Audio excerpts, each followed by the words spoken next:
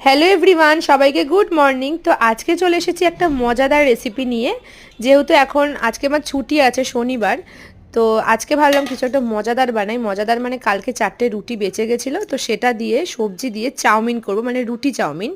তো দেখো, প্রথমে এরকমভাবে রুটিগুলোকে কাঁচি দিয়ে সরু সরু করে কেটে নেবে, কিন্তু আমি এত তাড়াহুড়ার জন্য আর সরু সরু বেশি কাটতে পারিনি, একটু মোটাও হয়ে গেছিলো। কিন্তু ধৈর্য ধরলে একটু সরু সরু করে কাটলে খেতে আরও ভালো লাগবে।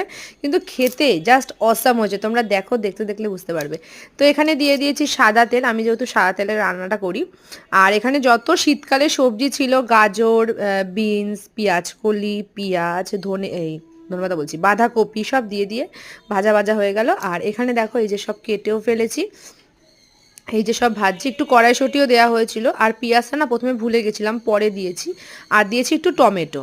তো বেশি কিচ্ছু দেবে না, একটু নুন আর হলুদ দিয়ে এটা একটু ভাজা ভাজা করে নেবে। তো এটা একটা নতুন রেসিপি, মানে আমি একজনকে দেখেছিলাম বানাতে, তো সেখান থেকেই করে আজকে ট্রাই করছি। তো দেখা যাক এরকম হয় খেতে, আর তোমাদের সাথেও শেয়ার করব। আর একদমই খুবই কম খরচায় আর খুব হেলদি অ্যান্ড টেস্টি। হেলদি মানে ভীষণ হেলদি, কারণ যেহেতু রুটি, এটা আটার রুটি। আর এই যে দেখো, আমি এখন এইগুলো সেই চাউমিনের মতো জিনিসগুলো সব দিয়ে দিলাম।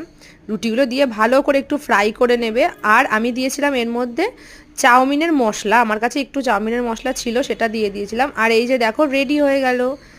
তো জাস্ট ইয়াম্মি হয়েছিল, এত সুন্দর। আর সবাই একটু সস দিয়ে খাবে, আরও ভালো লাগবে খেতে। তো আজকের ভিডিওটা তোমাদের কিরকম লাগলো জানিও কিন্তু কমেন্টস করে। দেখা হচ্ছে তোমাদের সাথে আবার নতুন একটি ব্লগে। সবাইকে টাটা।